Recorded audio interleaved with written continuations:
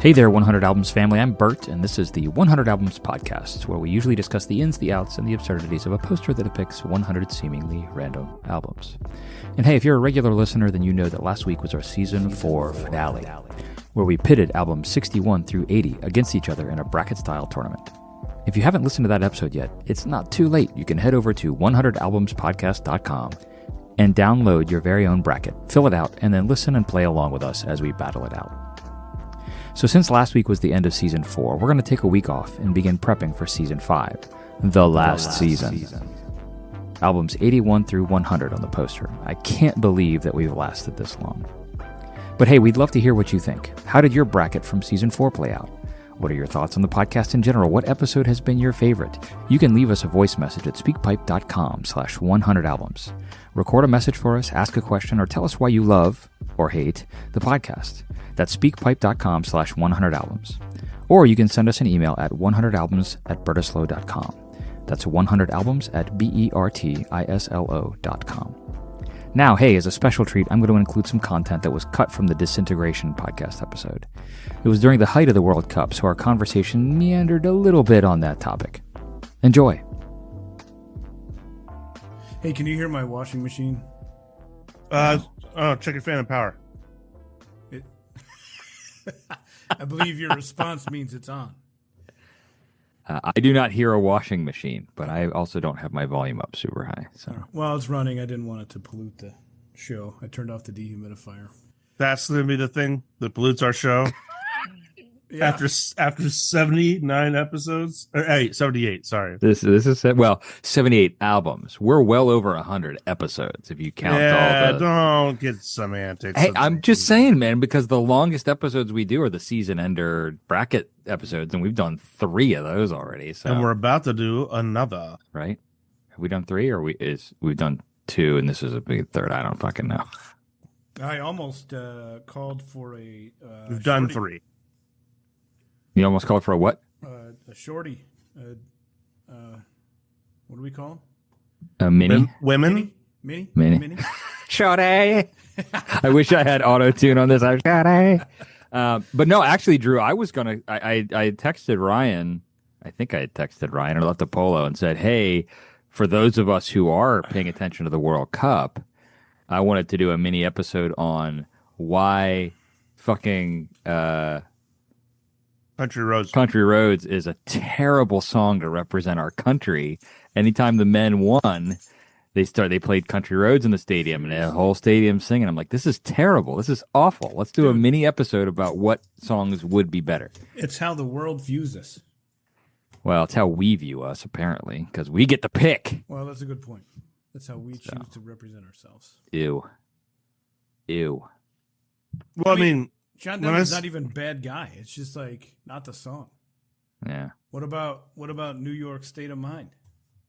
Well, I mean, Like also, I think any song that calls out a specific location in the United States is a bad call because you're.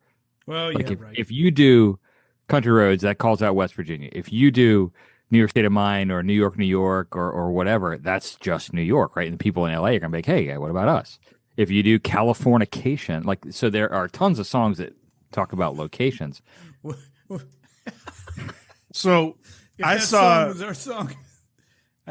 What's that? We're So doing the I mini. was- We're doing the mini right now. So I was there, watching Netherlands versus Tunisia. Yeah. And they played freaking Living on a Prayer. Yeah. And everyone in the stadium knew it. Yep. So, which makes me think I should write a paper called Peak Bon Jovi Unites the World, a study on cock rock dynamics and modern global arts ecologies. But it's just it's Wait, so, that title just runs off, just falls out of your mouth. it's just so widespread. Yeah. So Country talked Roads about that- might be one of those things, man, where it they know totally that everyone in the stadium will sing it because they all know Yep. it.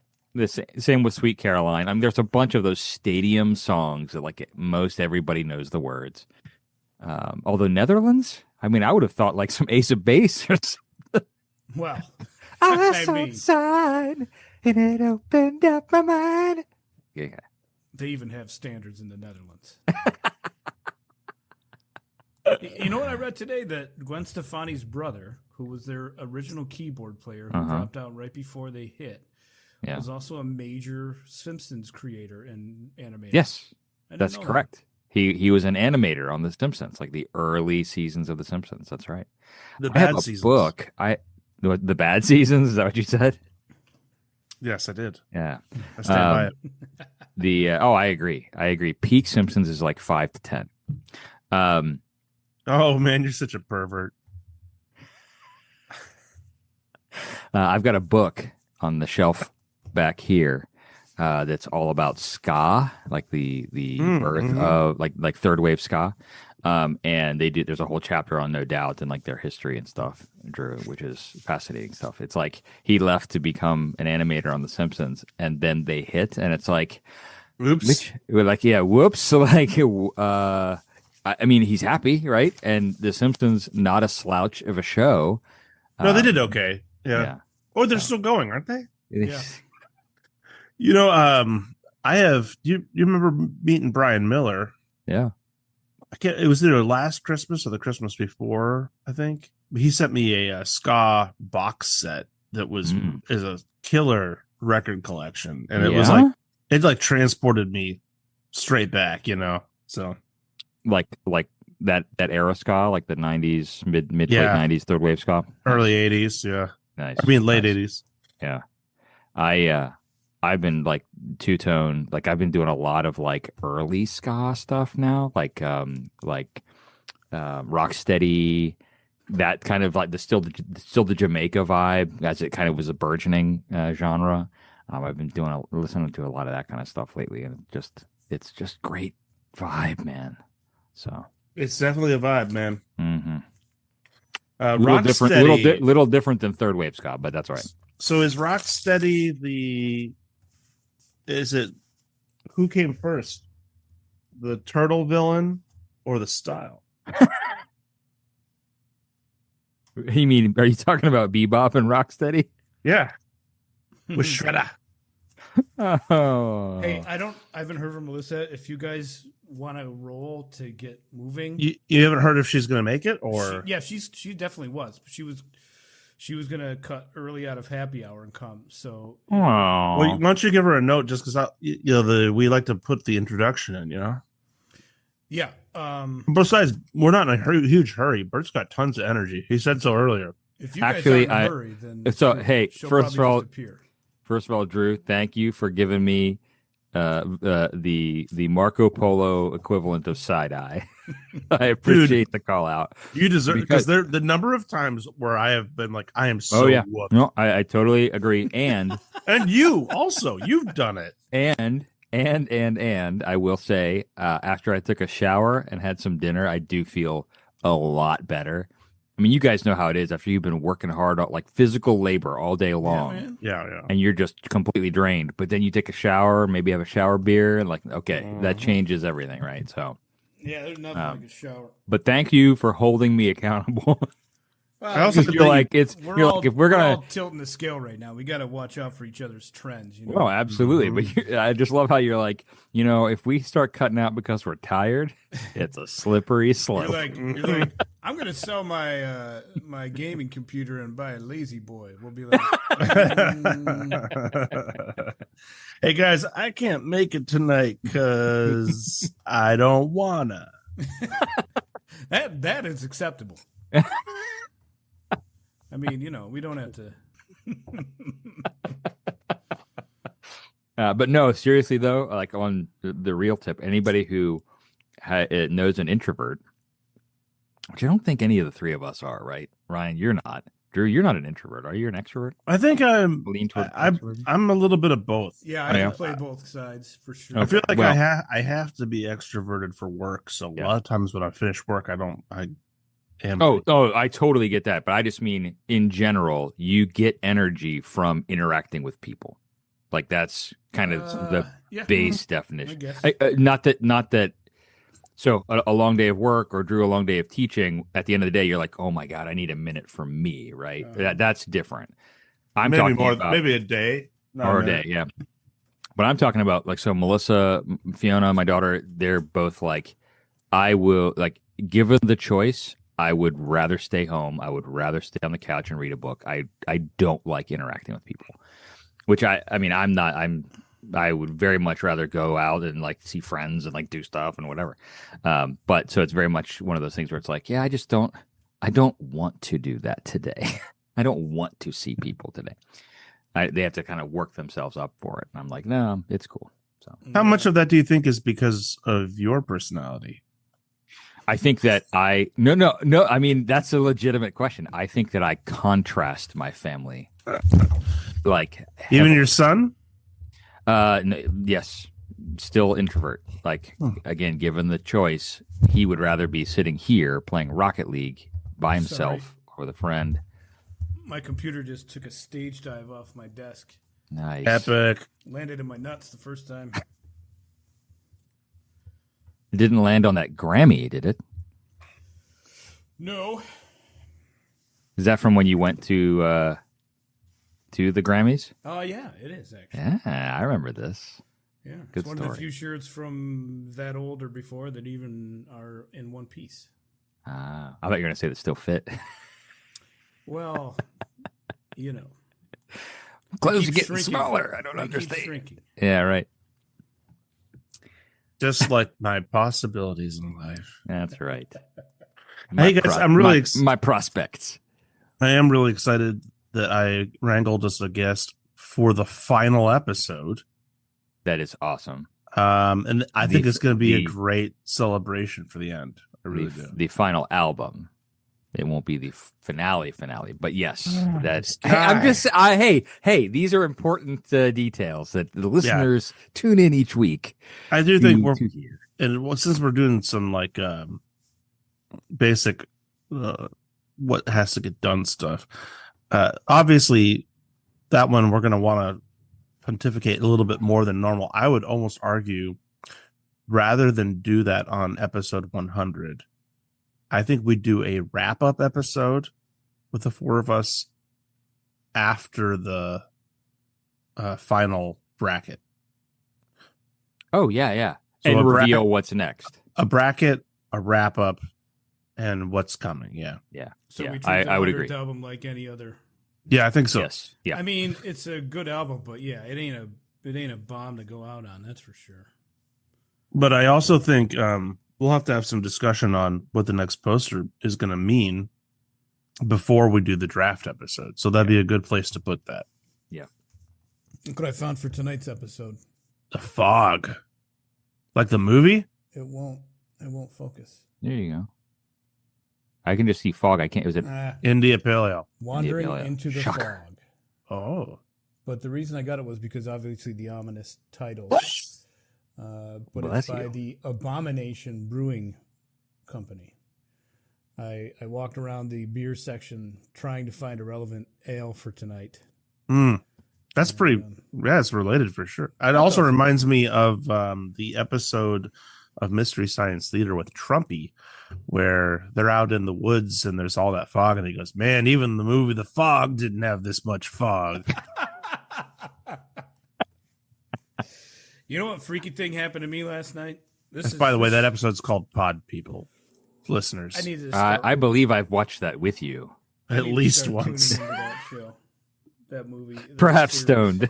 Drew, if you have an Amazon account, they have streaming 24/7, MST3K, and also riff tracks. I've seen it come up enough times, and man, I saw a few moments. Probably you got with you guys. I don't know, but my God, I remember it being funny. I mean, I would love for you to watch them, but not until you fucking watch Spinal Tap. Spinal Tap. Well, here's the thing. These days, speaking of being tired. These days? When I turn on the TV, I am out. Which leads me to my story about last night, my freaky story. It's like Costanza's dad over here. Yeah. I know. So I turn on Hateful Eight. I was like, hey, it's been a long time since I've seen that beautiful movie. Good movie. Long, though. Very long. And I knew I wouldn't make it through it. I was going to say, there's no way he made it. Let's do it in parts. Let's do it tonight, tomorrow night. And so I think I got to 3 or 4 minutes in and I passed out. Woke up to the really great climactic building music of the scene in the when the I don't know any of their names, when the captive girl poisons Kurt Russell. Mm-hmm. And he's just realizing it, and they all start spewing blood.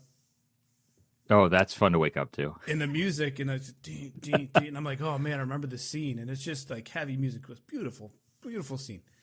And so I get up, I'm like, I gotta go to bed. It's like 1:00 in the morning. I got my dogs here. My wife is in New York this week. That's why I'm living like such a debaucherist. And so I get upstairs and I look outside, and I have a little mini Argosy Airstream trailer in the backyard that we've remodeled, and the lights were on in the trailer, and I'm like, what the, because I haven't been outside, and I wasn't in a scared mood, but I was in like a heavy it's alarming Quentin Tarantino mood, and it's an LED light, so it's purple, so my little silver Airstream way back in the backyard is glowing purple, and I'm like, okay, I did not turn the lights on. I did not even go in that. And so I knew in my head that when I plug it in, it, the battery kicks on and it starts. So you unplug it and the battery gets run down by the refrigerator out there. And I forget this. So the other day I used the extension cord for something else. And so I had unplugged it and the battery died. So it had shifted on to turn that light on. And I'm like thinking in my brain, I know the light's only on because I unplugged it, but what if the light's on because like some serial killer is hanging out in my trailer right now? And so I decided to go out and deal with it because I knew I wouldn't sleep and there was nobody in there. Yeah, that story could have gone a lot of different directions. I know. That's why I thought. But the direction I'm going to take it in is let's start the episode. I think we should. I think she's probably caught up or, who knows? Because I feel like that the way you just described that level of darkness is perfect. It's actually a pretty good segue. A segue. A segue. Segue. Let's get disintegrated. Let us disintegrate. Hey gang, Bert here again. I wanted to chime in quick to let you know that next week we'll be back with a regular episode, and we'll be joined by special guest Nate Walker as we discuss Prince's legendary album, Purple Rain. Please don't miss that conversation. As always, thanks so much for listening, and we'll see you next week. Later, turkeys.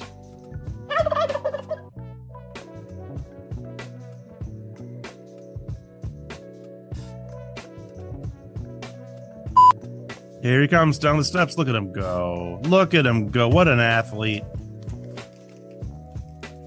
Somebody put poop down the stairs upstairs. Is it you? Stepped in it. No. Hey, I'm just asking.